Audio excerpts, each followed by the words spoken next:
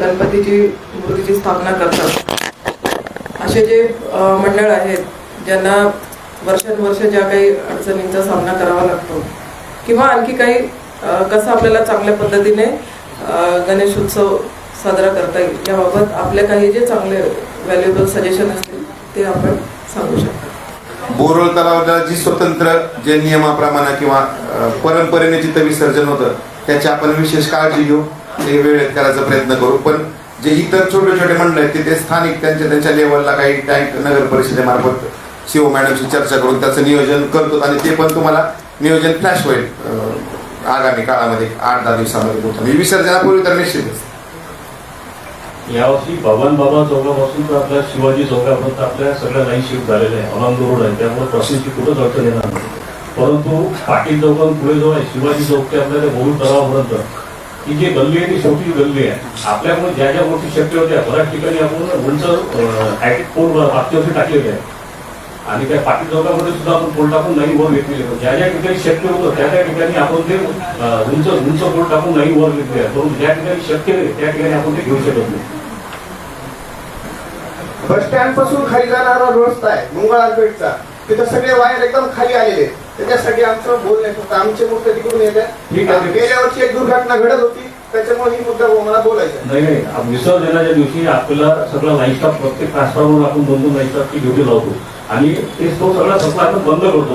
वरून तलावा बंद गणपती निघाला आता गणपती निघाला पुन्हा सप्लाय चालू करतो आणि ठीक आहे. ते जर असं मंगळापेठ बंधन नाही बस स्टँड पासून खाली जाणार रस्ता ठीक आहे ना. त्या रस्त्याला सर्वे करून आपल्याला जे जे काही करते ते आपण करून घ्यावे. थँक्यू. ऑनलाईन अर्ज संदर्भात आपण त्या ग्रुपवर एक PDF टाकलेली आहे आणि सगळ्याला माहित पण आहे अर्ज कसे करायचे, त्याप्रमाणे बघून घ्या. अडचण असली तर आम्हाला कॉन्टॅक्ट करा. नमस्कार सर. यावेळेस महाराष्ट्र शासनाने गणेशोत्सव हा राज्य महोत्सव म्हणून घोषित केलेला आहे. आम्हाला सर्व गणेश मंडळातर्फे आम्हाला वाटतं की आपण जे सुरुवातीला असं सांगितलं डॉल्बीचं राज्य महोत्सव म्हणजे एकदा तरी आम्हाला संधी लागेल. एकदा गणेश विसर्जन आहे त्यावेळेस एकदा तरी आपण हे सर्व गणेश मंडळाच्या वतीने सगळ्यांची इच्छा आहे. ऑलरेडी सर्वजण नियोजन आगमन सोहळा किंवा विसर्जनाचं जे तुमचे टाइम लिमिट असेल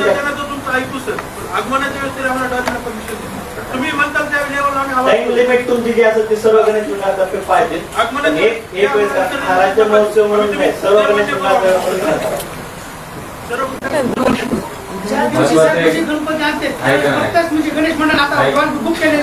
ऐकून घ्या 2 मिनिटात सांगतो तुम्हाला. त्या विषयावर आपण बोललो, साहेब बोलतील, मॅडम पण बोलतील. महत्वाचं सुप्रीम कोर्टाचे निर्देश आहे आणि डॉल्बी किंवा छोटा साऊंड सिस्टीम सुरुवातीच्या दिवशी थोडासा शक्य आहे आणि नंतरच्या म्हणजे का आपण तो अलाउड आम्ही कुठल्याही कायदेशीर बाबतीत करू शकत नाही. आणि त्याचा आता सुप्रीम कोर्टाची गाईडलाईन असेल 55 डेसिबल. मी हा बोलतोय हा साऊंड जवळपास 100 डेसिबलच्या आसपास आहे. तुमची डॉल्बी किती डेसिबल असेल तुम्ही विचार करा. जरी राज्य महोत्सव असेल, राज्य महोत्सव कुठलाही उत्सव साजरा करायचा आपण पारंपरिक पद्धतीने आपल्या ज्यावेळेस शिवजयंती किंवा गणेश उत्सव साजरा झाला त्यावेळेस सेवा ते होते का, ती डॉल्बी सिस्टीम होती का, याचा सुद्धा विचार होणं गरजेचं आहे. आणि एन्जॉय करायचा किंवा उत्सव साजरा करायचा तो डॉल्बी शिवाय होऊ शकत नाही. ही संकल्पना थोडीशी आपण जर बाजूला ठेवली तर 100% याच्यामध्ये आपण एन्जॉय पण करणार.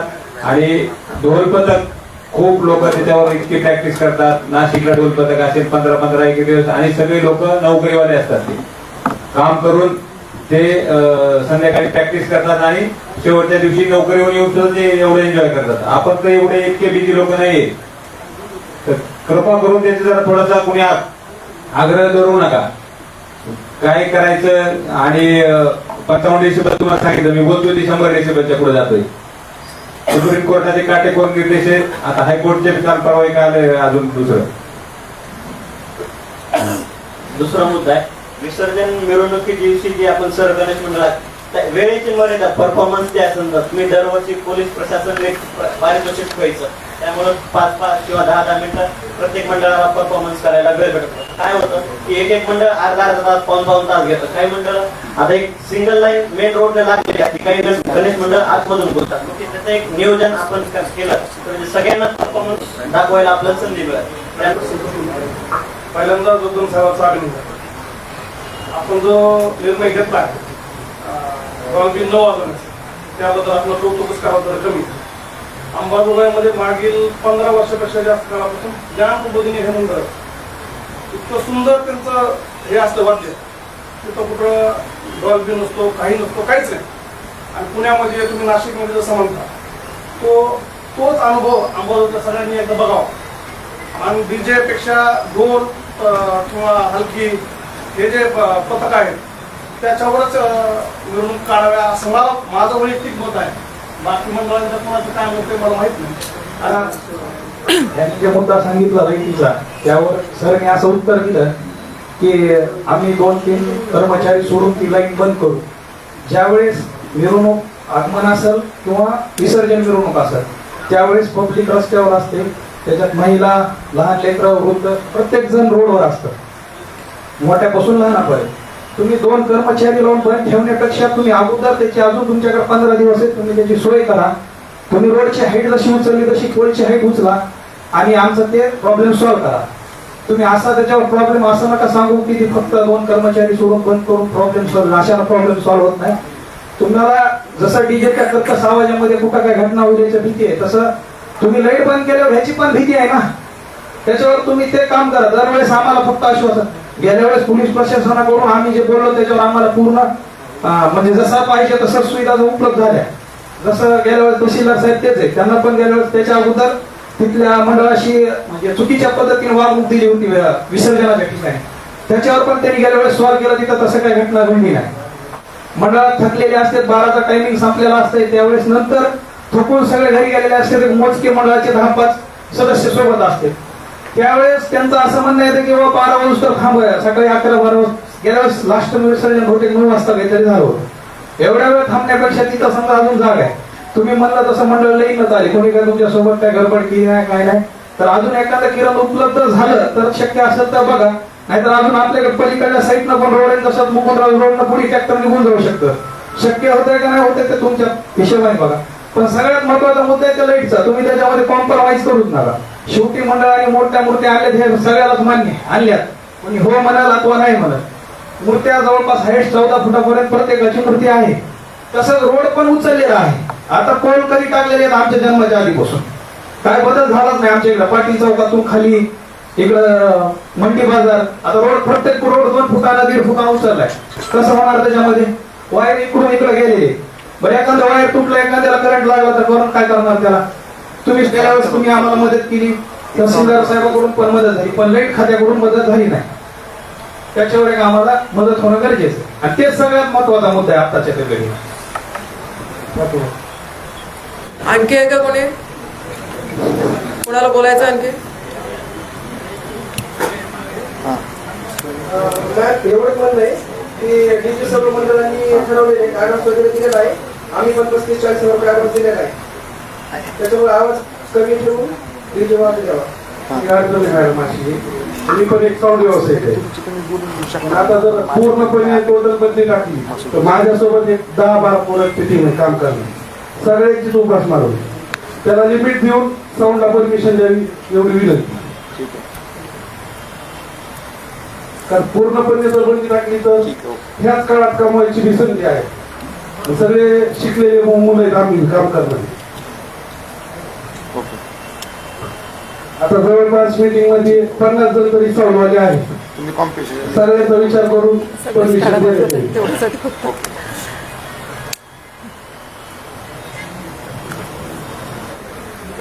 सर मी जवळपास 30-35 वर्षापासून आपल्याकडं सर्व जेवढे गणेश मंडळ आहेत, हनुमान संस्कृती गणेश मंडळ असेल, नवयुवक गणेश मंडळ असेल किंवा जे अंबेजोगाई शहरातले जे नावाजलेले गणेश मंडळ आहेत, बाल गणेश मंडळ असेल, तर या सर्व गणेश मंडळांना एक पोलीस शिपाई आणि एक होमगार्ड आपण अगोदर त्या म्हणजे त्या ठिकाणी देत होतो, संरक्षणाच्या संदर्भाने किंवा त्या ठिकाणच्या देखरेखीच्या संदर्भाने. विसर्जन झाल्याच्या नंतर ती सुरक्षा आपण काढून घेत होतो. परंतु जवळपास 15-16 वर्षापासून ही सगळी व्यवस्था बंद झालेली आहे आणि सर्व जबाबदारी ही त्या गणेश मंडळाचं जे मंडळ आहे किंवा मंडळाचे जे पदाधिकारी आहेत त्या मंडळाच्या पदाधिकाऱ्यांवर आपण सोपवलेले. परंतु माझी एक विनंती आहे किंवा आपल्या मार्फत गस्त असेल सकाळची आणि दुपारची गस्त होती आणि गस्तीच्या वेळेस फक्त विचारणा केली जाते की याचा अध्यक्ष कोण आहे, कोषाध्यक्ष किंवा त्याचा पदाधिकारी कोण आहे आणि त्यांची हजेरी घेऊन आपण जातो. परंतु माझी एक विनंती आहे की सकाळ आणि संध्याकाळ करण्यापेक्षा तुमचा एखादा शिपाई देणं झालं शक्य तर ते करावं किंवा गस्त वाढवावी. ठीक आहे, यानंतर इलेक्ट्रिक बोर्डचे अधिकारी आपल्या मार्गदर्शन करतील.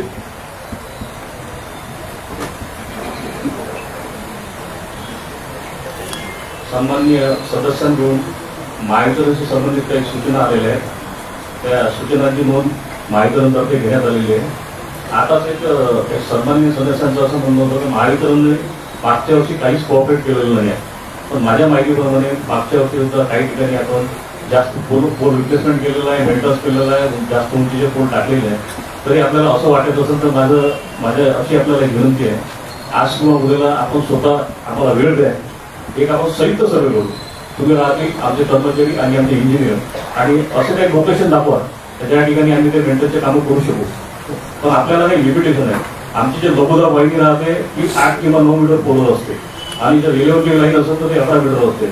आपले लिमिटेशन आहे. आता एनटीला जर म्हणत तुम्ही 13 मीटरचा पूल टाका, मूर्तीची उंची जर जास्त आहे तर ते शक्य नाही. तर ज्या ज्या ठिकाणी शक्य आहे, मागच्या वर्षी आपण काही ठिकाणी एनटीच्या ठिकाणी 11 केवीचा पूल टाकून सुद्धा ते हाईट वाढवलेली आहे. ज्या ज्या ठिकाणी शक्य असेल त्या त्या ठिकाणी महावितरण निश्चितच काम करेल.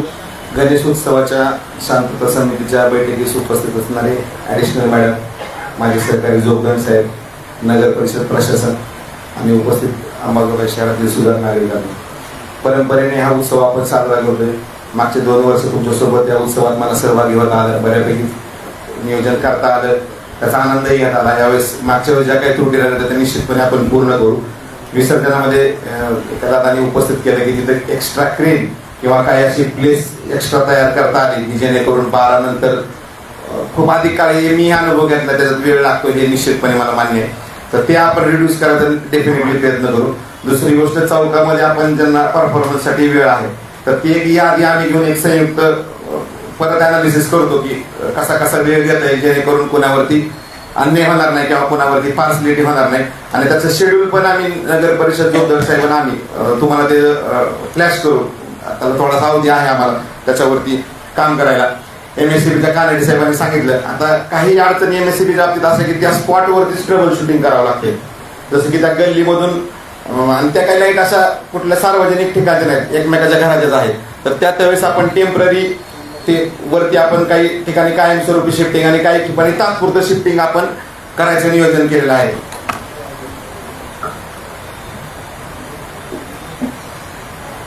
आजच्या बैठकीत उपस्थित सर्व सन्माननीय सदस्य,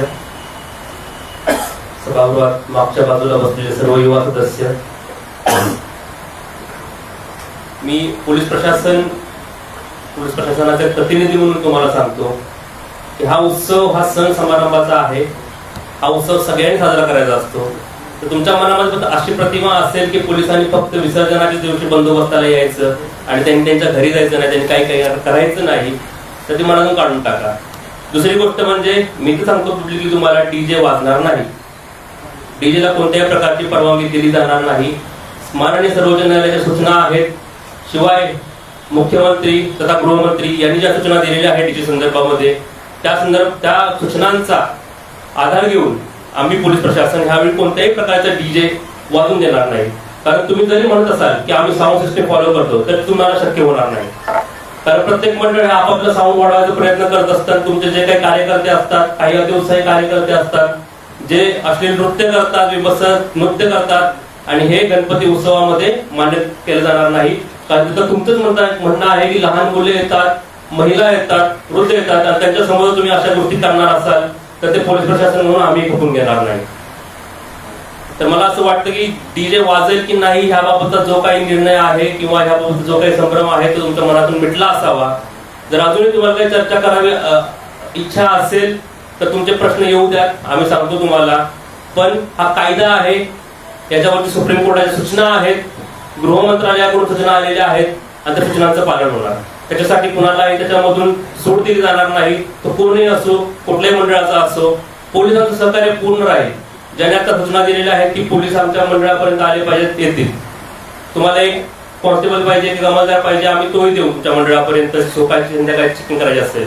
पण तुम्हीही पोलिसांना सहकार्य केलं पाहिजे. पोलिसांना सहकार्य करण्यापेक्षा तुम्ही कायद्याचं पालन केलं पाहिजे. आजच्या या शांतता कमिटीच्या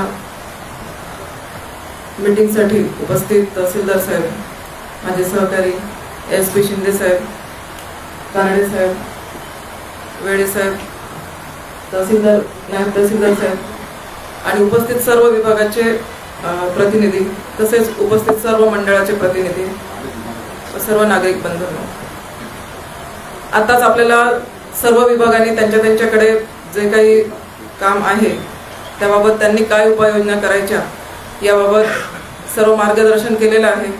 आपण काही चांगल्या सूचना दिलेल्या आहेत,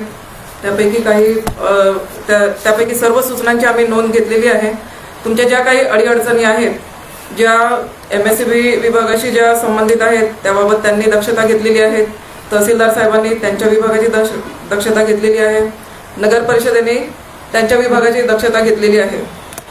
कायदा व सुव्यवस्था ही सगळ्यात मोठी जबाबदारी आमच्या विभागावर आहे आणि एकूणच सर्व कुठेही काहीही कमतरता असली तरी येऊन ठेपतं ते कायदा व सुव्यवस्थेवर आणि असं करता करता एकूण सगळी जबाबदारी येते ती पोलिसांवर. परंतु मागील आता 2 वर्षापासून मी बघते आहे की अंबेजोगाई हे जसं अंबेजोगाईचं नाव आहे की शैक्षणिक आणि ऐतिहासिक सांस्कृतिक शहर असलेलं, वारसा लाभलेलं असं हे शहर आहे आणि गणपती उत्सवामध्ये आतापर्यंत या शहराने ती प्रतिमा राखलेली आहे आणि आतापर्यंत तुम्ही चांगलं प्रदर्शन केलेलं आहे आणि खरंच तुम्ही कौतुकास्पद आहे की कुठलेही गालबोट न लागता आतापर्यंत आपण चांगल्या पद्धतीने गणेशोत्सव या शहरात साजरे केलेले आहेत आणि याचं सगळं श्रेय मी तुम्हाला देते, कारण तुमच्या सहकार्याशिवाय पोलीस काही करू शकत नाही. तर मी नेहमी म्हणते की इथे जे शांतता आणि सुव्यवस्था राखण्याचं जे काम आहे हे नागरिकांचं आहे आणि पोलीस तुम्हाला फक्त गायडन्ससाठी आहेत आणि तुम्हाला आणि आम्हाला सोबत राहून या सगळ्या गोष्टींना आपल्याला इथे गुण्यागोविंदाने सण उत्सव साजरे करायचे आहेत. तर आपले जे सजेशन होते की विसर्जन पॉइंटवर काही उपाययोजना कराव्यात, तर मी आमचे जोगदंड साहेब, पोलीस प्रशासन, नगर परिषद आणि तहसीलदार साहेब आपले प्रतिनिधी, तसेच MSCB विभागाचे प्रतिनिधी यांना एक सूचना करेल की सगळ्यांनी आधी एक रूट सर्वे करावा ज्या मार्गाने आपले विसर्जन होणार आहे. तर सगळ्यांनी एक कंबाईन सर्वे केला, ज्या ज्या भागातून गणेश प्रतिमा जाणार आहेत, एक रूट सर्वे केला तर आपल्याला प्रत्येक विभागाचे काय काय प्रश्न आहेत हे जॉईंटली एकाच वेळी ते लक्षात येतील आणि त्या पद्धतीने आपल्याला प्रत्येकाला आपापल्या विभागाच्या ज्या कमतरता आहेत त्याबाबत उपाययोजना करता येतील. तर सगळ्यांनी हा जॉईंट सर्वे करावा. माझी एक सूचना राहील की नियम पाळावे आणि वेळ सुद्धा पाळावी. जी रोजची वेळ आहे 10 वाजेपर्यंत आपल्याला जी वेळ दिलेली आहे ती सगळ्यांनी पाळावी, याबाबत ही सूचना राहील. काही एकाने सजेशन केलेलं होतं की आम्हाला पूर्वी कॉन्स्टेबल्स मिळायचे, नंतर मिळत नाही. तर पूर्वी जो स्टाफ होता सध्या तेवढा स्टाफ आहे, परंतु गणपती मंडळ हे दुपटीने वाढलेले आहेत, तर ते शक्य होत नाही आणि त्यामुळेच आम्ही जे काही पदाधिकारी आहेत त्यांच्यावरच ती जबाबदारी दिलेली आहे आणि आम्ही पेट्रोलिंग वाढवलेली आहे. तर नक्कीच पेट्रोलिंग आम्ही जास्त ठेवू आणि प्रत्येक आमच्या अंमलदारांवर आम्ही जबाबदारी देतो की तुमच्याकडे हे मंडळ आहेत, त्यांची जबाबदारी तुमच्यावर आहे आणि तुम्ही त्या पद्धतीने त्या मंडळामध्ये भेटी द्याव्या. तर आम्ही तशी जबाबदारी देतो, परंतु 24 तास आम्ही देऊ शकत नाही, कारण मॅनपॉवरचा आमच्याकडे शॉर्टेज असल्यामुळे आम्ही तिथे ते शक्य होत नाही. तरी ही सगळी जबाबदारी आपल्या स्वयंसेवकांची राहील. आपण जास्तीत जास्त स्वयंसेवक नेमावे अशी आमची सूचना राहील, परंतु आम्ही रोज भेटी देणार एवढं मात्र नक्की आणि रोज त्या भागात गस्त सुद्धा राहणार. तर अशा पद्धतीने आपण सगळ्यांनी नियोजन करावं, वेळेत ह्या सगळ्या परमिशन घ्यावा आणि नक्कीच हा जो गणेशोत्सव आहे हा आपण सगळेजण चांगल्या पद्धतीने शांततेत इथे पार पाडू. येणाऱ्या गणेशोत्सवासाठी मी सगळ्यांना शुभेच्छा देते आणि माझे 2 शब्द संपवते. धन्यवाद. व्यासपीठावर उपस्थित सर्व वरिष्ठ अधिकारी यांनी आपल्याला मार्गदर्शन केले आहे त्याबद्दल धन्यवाद. तसेच बैठकीत उपस्थित असणारे सर्व मंडळाचे अध्यक्ष, सदस्य, तसेच पत्रकार बंधू, प्रतिष्ठित नागरिक व व्यापारी हे सर्वजण बैठकीला उपस्थित झाले. त्याबद्दल सर्वांचे आभार व्यक्त करून मान्य मॅडम यांच्या आदेशाने कार्यक्रम करतो.